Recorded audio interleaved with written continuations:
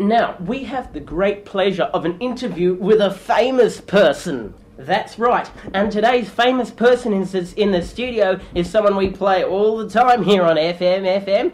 He's in town to promote his new album, Lukey's Back for More. Our good friend, Lukey's a wanker! Yeah, so good to be here. Now, you're here to promote your new album, aren't you?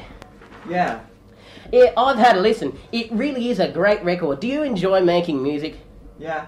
Well, it shows. Every track on the CD, all three of them are fabulous. They really rock. They've got a good beat and a fantastic rhythm, and yet they've got an important message too. What's the name of the second track? Dreams. See, it's like so originality and so like different. I don't know how you like musos do that. You're always so chilled out, but you do have like a hard edge, don't you? You've done work for charity, haven't you?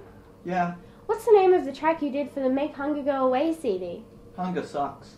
Yeah, well, we certainly believe that, as do our friends at Hungry Jack's, home of the Whopper. Now, many people have made allegations you've been into the drug scene. Have you ever taken drugs? Nah. Thanks very much. Great insight there. Your new CD is now out in stores pretty much everywhere, except in China. And the Make Hunger Go Away CD will be out in September for only $499 in your local music retailer. Thanks, Lukey. Piss off. Swell. That was our interview with Lukey's the Shithead here on Interview with Famous Person. Well, the big hand is pointing straight down and the little hand is pointing halfway between the 8 and the 9, which means it's time for us to go.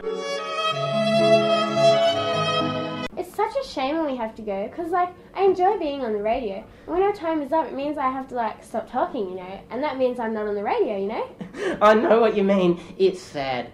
But as we always say, plus ça change, plus c'est la même chose. Away, say, trade, vrai. So this is Nick Melendavo in the morning saying, see ya! And now for 10 seconds of John Howard noises.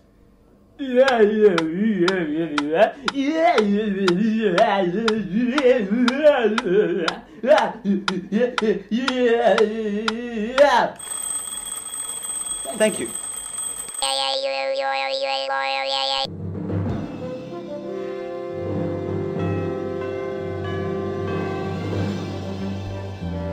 Hello, this is Nathan Jackson presenting On Politics. Well, the recent news is the Queensland National Party merging with the Liberal Party.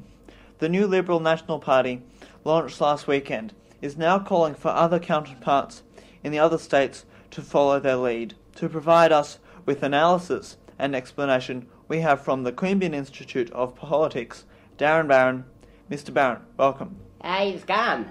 Very well, thank you. Now, the Liberals and Nationals have been the coalition for some time, as everyone would know. But this is a big step in a different direction for both parties. What would you say has been the catalyst for this? Well, you see, the National Party is a different party from the Liberals, right? Although they was, of course, formed at the same time when Australia became a federation and that. But now all those buggers up in Queensland said, screw it, and they've joined. The Liberals and the Nations, or whatever they're called. Can we speculate as to why, though?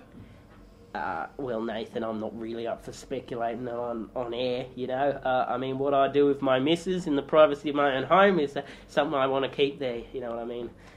So you're saying that we may never know? Well, we never will, like, I mean, as an example, my mate Taryn was going out with my sister Sharon, right, and they was really hitting it off, like, all the time. But then, for no reason, he merges, just like the Livery and the Nations parties, with my mate Aaron's sister, Karen, who's a complete mole. And he was, like, so into her, and they was doing it like everyone, like, every night. But no one can know why.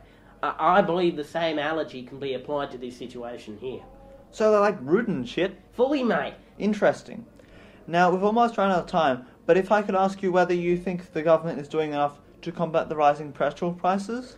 It really isn't the government's domain. Oil is a globally traded commodity, and subsequently the price is set on the world market, so removing some of the government's excise on the cost would reduce the oil prices in the short term. It would only be a temporary solution, and a global problem must be met on a global scale.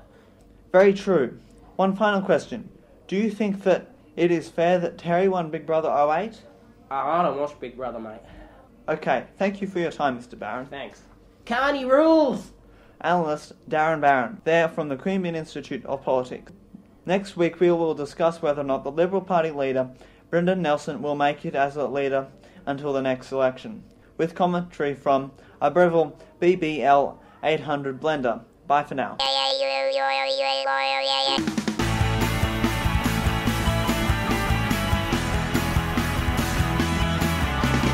Welcome to the netball. Why on earth you're bothering to tune into this week's substitute for basketball, I don't know, but for some reason we have to have this boring nonsense. Today we've got the New Zealanders versus the Aussies. Frankly, it seems the New Zealand team could easily be men in skirts, but I've heard all the Aussie women are on their period, so it should be a good match. The game will begin in 5 minutes, just enough time to see if I can get one of the girls to whip me up something to munch on at half-time. So when we come back, we'll have someone from a feminist group going on about something whingy and boring. See you then. And finally, here's the thought of the day. Sometimes we forget how far humanity has matured as a species, even over the last 30 years. But we only need to look to religion to find out how we've grown. 30 years ago, the Catholic Church was an institute that discouraged safe sex despite the threat of sexually transmitted infections, was greedy in its hunger for land and money, had an attitude of abuse against children built into the foundation of its nature, and was headed in an anachronistic system by an old man called Pope John Paul II. But World Youth Day last month showed us that the Catholic Church now has a Pope called Benedict XVI. How far we've come. Goodbye. Goodbye.